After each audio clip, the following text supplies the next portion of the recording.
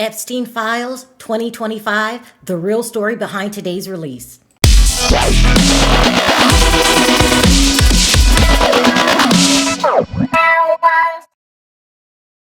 So if you haven't already heard, some Epstein files have been released this morning and a lot has happened. Let you listen to these tapes so you could hear what were in these files, and then we'll finish talking about what happened after the files. Absolutely bombshell news right now. Newly released emails minutes ago show that Donald Trump spent likely hours with a victim of Jeffrey Epstein's at Epstein's house.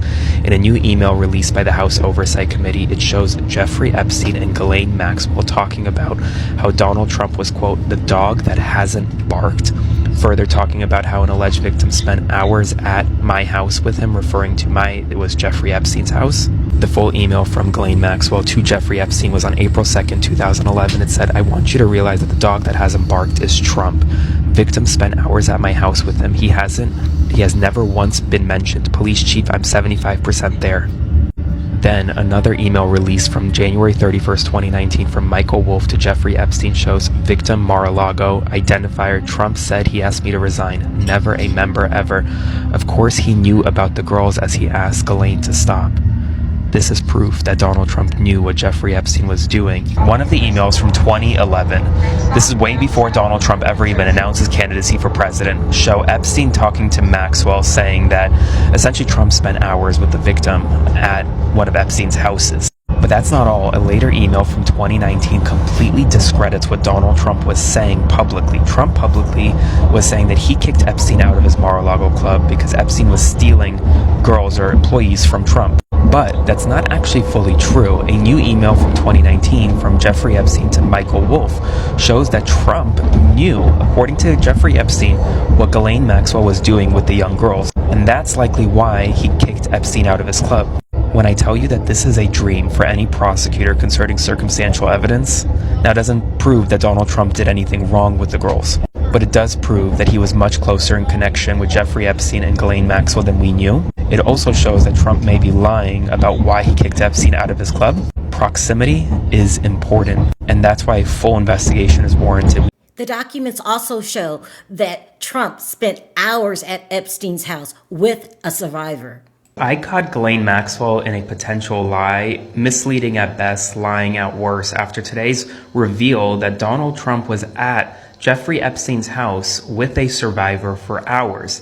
And this calls into question her entire interview with Todd Blanche that has given her favorable treatment at the FPC Bryant prison camp in Texas, a facility where she literally has access to a service puppy.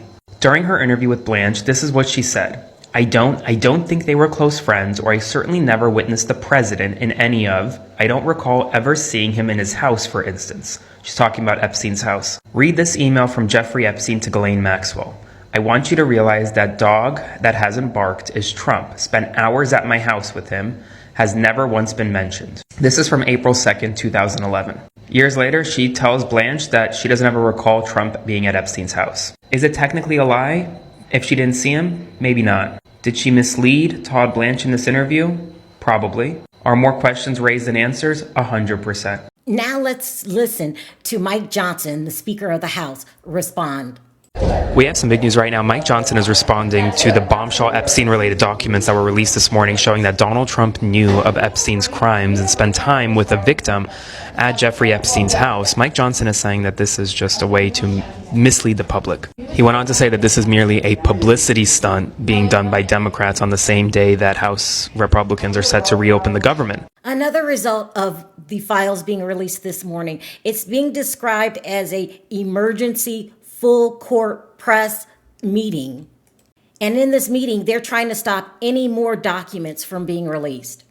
We have major breaking news right now. Complete chaos in the White House over the fact that the Epstein Files discharge petition may hit 218 signatures. They just called an emergency meeting, according to CNN, of top Justice Department officials, including Todd Blanche, the Deputy Attorney General, the Attorney General Pam Bondi, and Kash Patel, the FBI Director, alongside Lauren Boebert. Donald Trump has personally called both Lauren Boebert and Nancy Mace in an effort to try to have them remove their names from the Epstein discharge petition.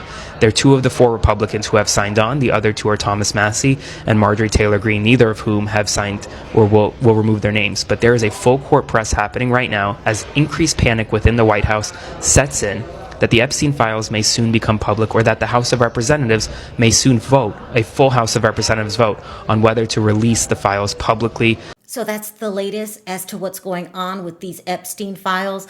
Of course, Perry and my father will come on Perry's channel later tonight and go into full detail about what's going on. But let me know your thoughts down in the comments section. Until next time, bye for now.